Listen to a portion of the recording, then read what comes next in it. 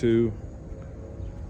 Hello again. So we spoke about the mattress. We spoke about the different seats and the wedge to use for the seats. Now we're going to talk about part 2, which is sitting in the car.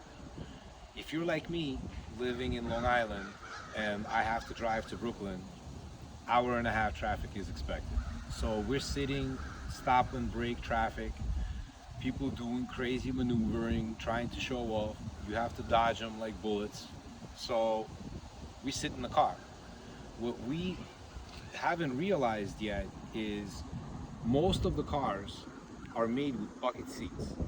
Bucket seats are meant to put you into this type of a position. Maybe that's why we have so many crazy drivers, because everybody wants to drive fast, because they're always like this, ready, in a ready position. To better explain what I mean is, if you come to my truck or SUV, however you put it, for the tender hearts, this is a standard seat. It is all the way down. This is about 90 degrees right here. So this is what we recommend to sit as ABC practitioners.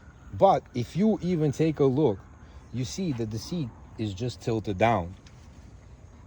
This is 90 degrees. This is good, but we have a problem right over here, which is the headrest. If you take a look at it, you can see that it actually pushes your head forward. Now, if your head is forward, do you think that your shoulders are straight? Absolutely not. So because your head is forward, your shoulders are rolled forward. Because your shoulders are rolled forward, do you think it's easy to maneuver? No, it's not. So everything takes effort to do. And all you're doing is driving, and you have power steering, everything is power, everything should be easy. But for some reason, it's hard. So what do? How do we remedy the situation? The first recommendation is to reverse your headrest. What I mean by that is, I'm just going to simply pull it up. There's a button right here. Most cars have it. And I'm going to take it out and reverse it. Now, people are going to look at you very weird. But you have to ask yourself, do you care how you look like, or do you care how you feel like?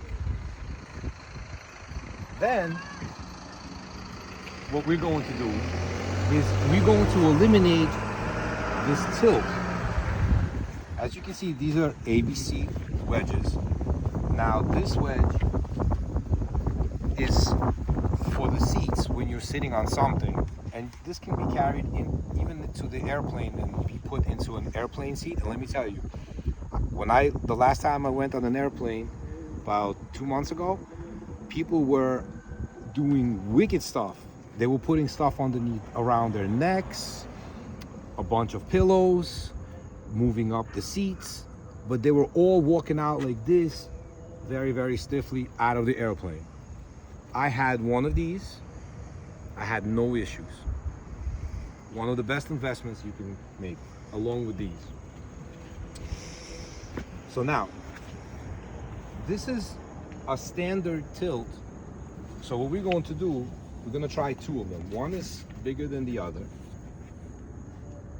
And my wife is going to tell me which one feels better, and we'll all observe the body as she's breathing. So, when you're sitting in the seat, start the car for me, so you can get in.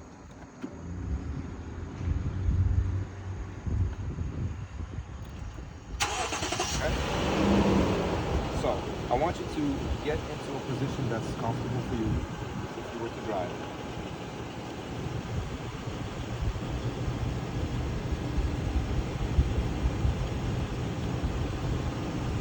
So I want you to observe how her head looks just by simply changing the headrest. Take a breath in and out. How does it feel? So breathe again. And if you can see the folds moving right over here, that's how deep the breath is. Okay? The hips the hips and the knee.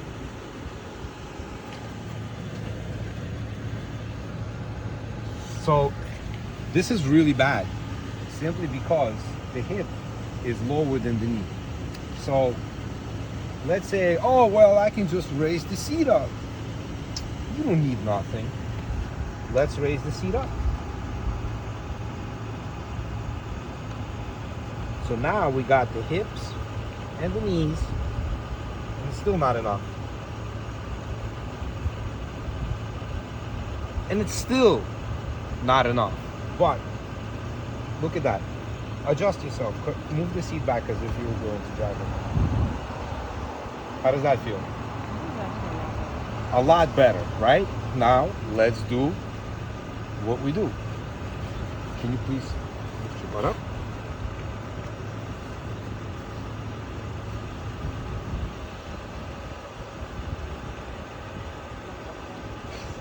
Now readjust yourself.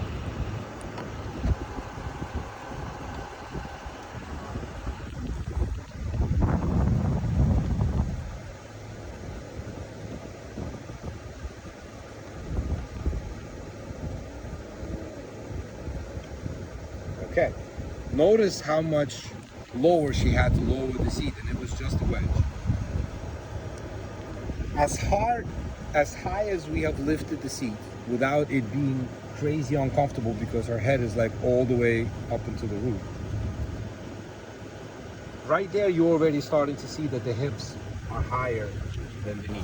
Now, how do you breathe? How are you breathing now? Take a deep, can you just put this hand down? Like this, thank you. And just take a breath.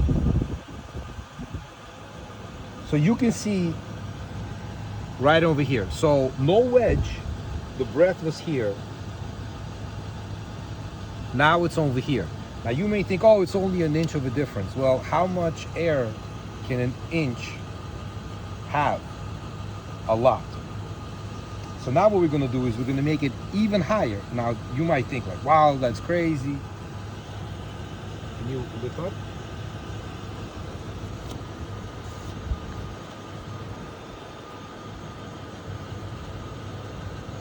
If you need to readjust yourself, you can readjust yourself. So I want you to put this hand out, and I want you to take a deep breath.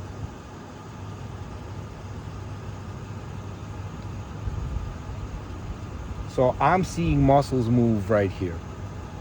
So we went from here to that deeper of a breath. Now, if you're stuck in traffic for about an hour and a half, and then you, like me, who have to go travel to see patient to patient from home to home, and you're looking for parking and stuff like that, that takes a toll on your body, especially if you're not even breathing correctly. But aside from breathing correctly, another important thing that you have to remember is you become more flexible when your body is upright.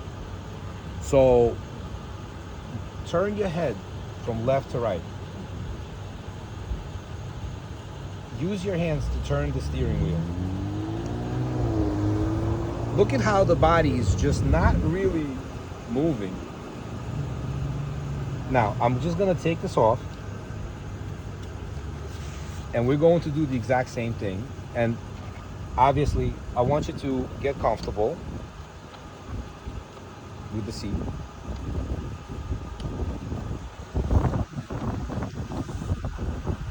Like that. So, it wasn't even good. Okay, so like that, right? Now I want you to turn your head left to right. How does that feel? So the head is looking down and you're trying to turn left to right. What do you think is going to do to your spine and your neck? Especially C7 or T1. Oh, that's a good point. You're saying without the wedge, it takes more effort to turn. Oh, I gotcha. That's a good one. Yeah. So now I want you to use your hands. And as you can see, the shoulders are moving much more than they were before. That's a good point. So You We're have to do more talking effort. about Yeah. a wedge Yeah, yeah. that fixes the way you're moving inside your car and the way you're sitting inside your car. You sit in the office, you drive in the car. If you add those hours together, It's a lot of sitting. and it's a lot of sitting and a lot of effort being used. Ah. And if you're a person of 55 or 60 and older who's driving, it becomes that much harder for you to drive. Good point. Good point. So I want you to really pay attention to your breathing wherever you're going and wherever you're sitting. The next video is going to be about standing. I suggest you pay attention because that is going to blow your mind.